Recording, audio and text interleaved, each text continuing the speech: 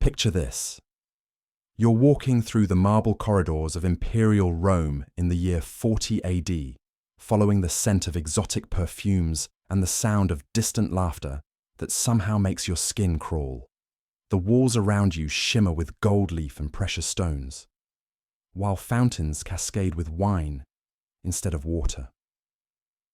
But as you move deeper into these opulent chambers, you begin to notice something disturbing in the shadows. The way servants flinch when footsteps approach, the haunted expressions on faces that should reflect joy, the way conversations die the moment a certain figure enters the room. You've just entered the secret pleasure palaces of Gaius Julius Caesar Germanicus, better known to history as Caligula, the Roman emperor whose name has become synonymous with madness, cruelty, and absolute power corrupted beyond recognition. What you're about to discover isn't just another tale of imperial excess, but the horrifying reality of how unlimited authority can transform architectural marvels into chambers of systematic terror. Before we dive into these forgotten stories of luxury turned nightmare, if you enjoy uncovering the dark truths hidden beneath history's golden facades, consider hitting that like button and subscribing for more content like this. Please comment below to let me know where you're listening from. I find it incredible that we're exploring these ancient horrors together from different corners of the world, connected across 2 millennia by our shared fascination with power's most dangerous extremes. The recent archaeological discoveries in Rome have shattered our understanding of Caligula's reign and revealed something far more sinister than historians ever imagined. Deep beneath a 19th century office building in Rome's Esquiline district, archaeologists have uncovered the remains of the Horti Lamiani, Caligula's primary pleasure complex that served as both imperial residence and the stage for some of history's most disturbing spectacles. What they found defied every expectation. This wasn't just a palace. It was a sophisticated entertainment machine designed to fulfill the twisted fantasies of a man who believed himself a living god. The excavations revealed multi-tiered terraced gardens, connected by white marble staircases, elaborate water features that could create spectacular displays at the touch of a mechanism, and most chilling of all, underground chambers with walls lined in gold and precious gems, designed specifically for activities that ancient sources could only describe in whispers.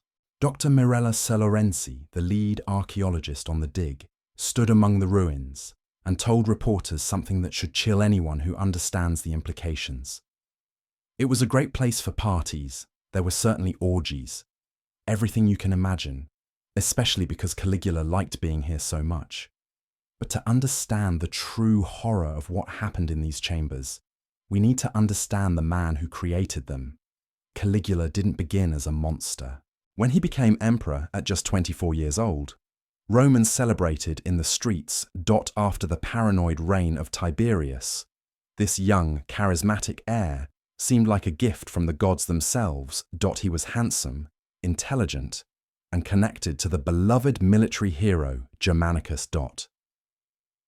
The empire collectively exhaled in relief, believing they had found their savior. The transformation began slowly, almost imperceptibly.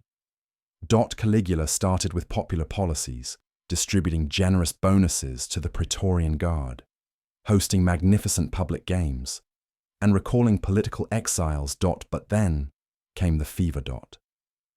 Just months into his reign, Caligula fell desperately ill with what modern historians believe may have been encephalitis or severe poisoning. For days, he teetered between life and death while the empire held its breath. When he recovered, something fundamental had changed. The charming young emperor who had once walked among citizens and joked with senators became someone else entirely, someone whose eyes held depths of cruelty that made grown men tremble. The illness may have damaged his brain, or perhaps it simply revealed appetites that had always lurked beneath his carefully constructed public persona. It was during this period that Caligula inherited the Horti Lamiani from Lucius Aelius Lamia, a wealthy senator who died conveniently just as the emperor's personality began its dark metamorphosis. These sprawling gardens on the Esquiline Hill became Caligula's primary residence, the place where he could retreat from the suffocating protocols of the Forum and indulge his increasingly bizarre fantasies without senatorial oversight or public scrutiny. The archaeological evidence reveals that Caligula immediately set about transforming these inherited gardens into something unprecedented in Roman history. He commissioned revolutionary architectural features, including rotating dining rooms that could change configuration during meals, heated floors using advanced hypercaust systems, and walls equipped with hidden mechanisms that could alter the atmosphere of chambers with theatrical precision.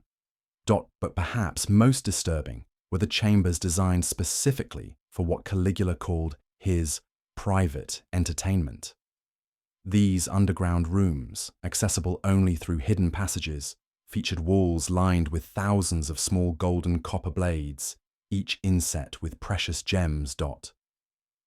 The effect would have been dazzling, a glittering cavern that caught and reflected torchlight in hypnotic patterns. Ancient sources describe these rooms as places where the emperor could indulge his darkest impulses, away from the prying eyes of guards and servants. The philosopher Philo provides us with one of the few eyewitness accounts of the Horti Lamiani during Caligula's residence there.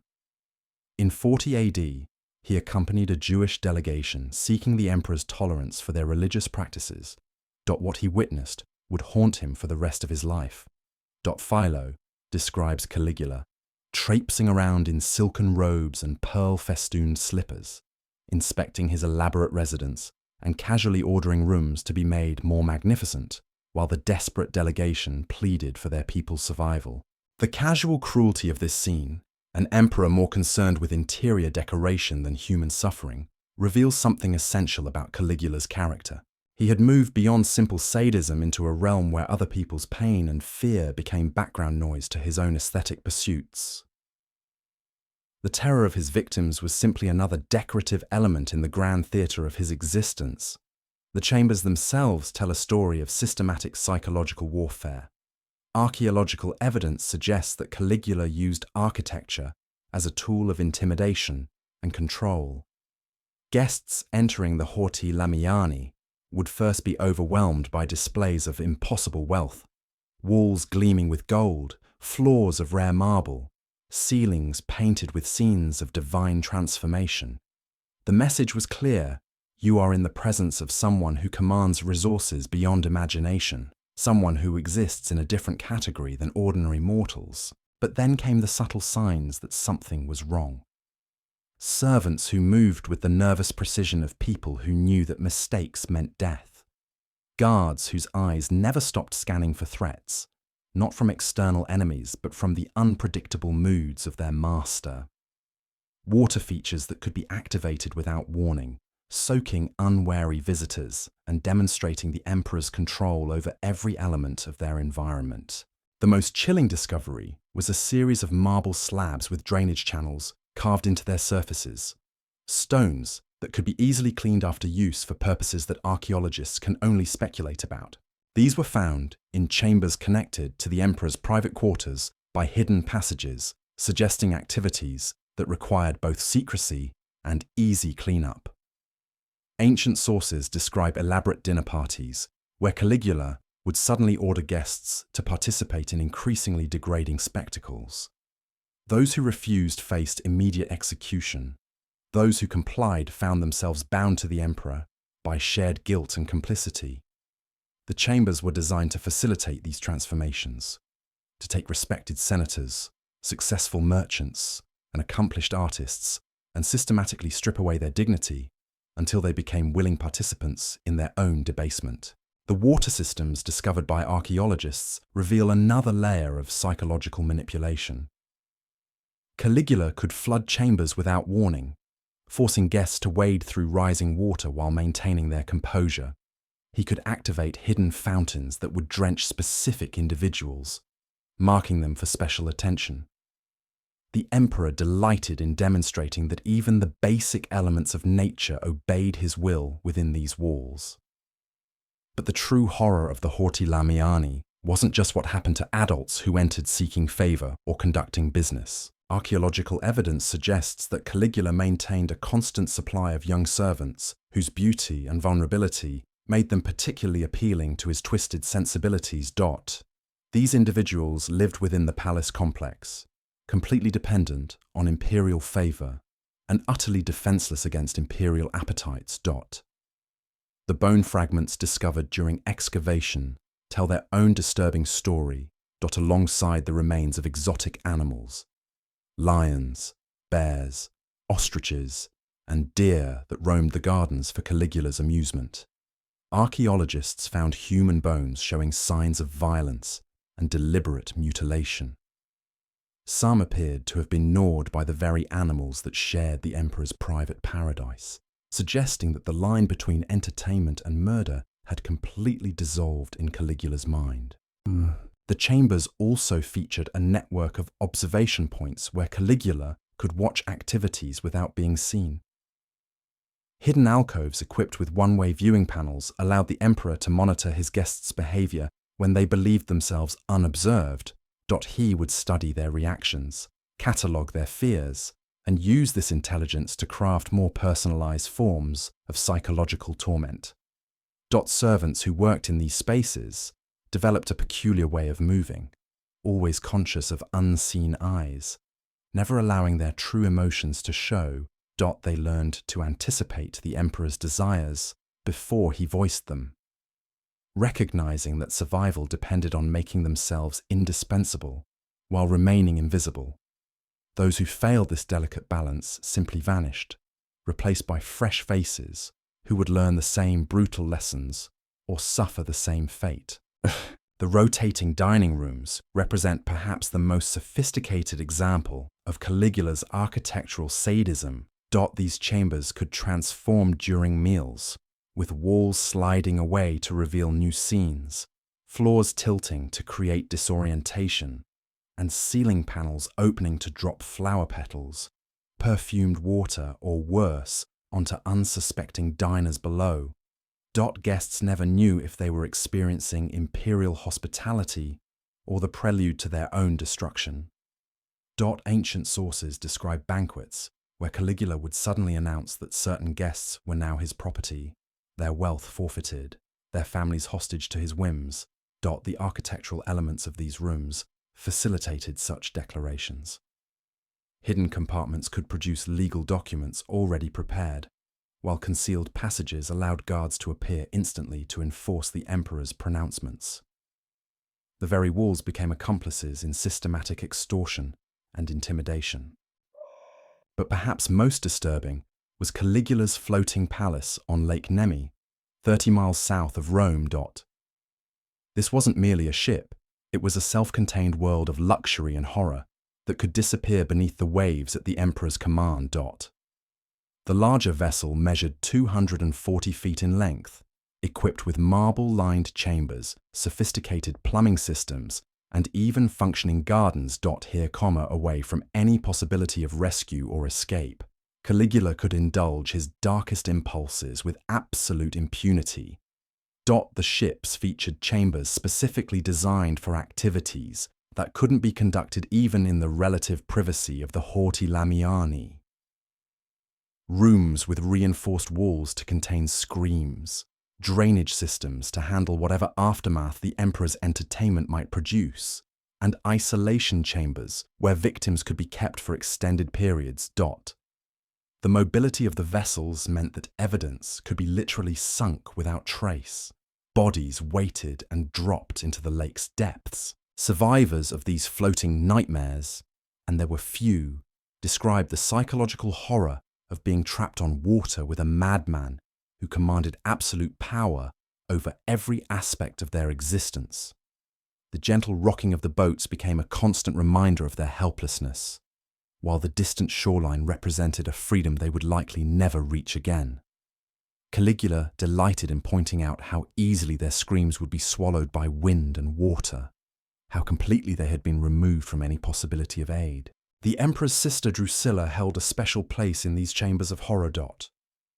Their relationship transcended even Roman standards of imperial excess.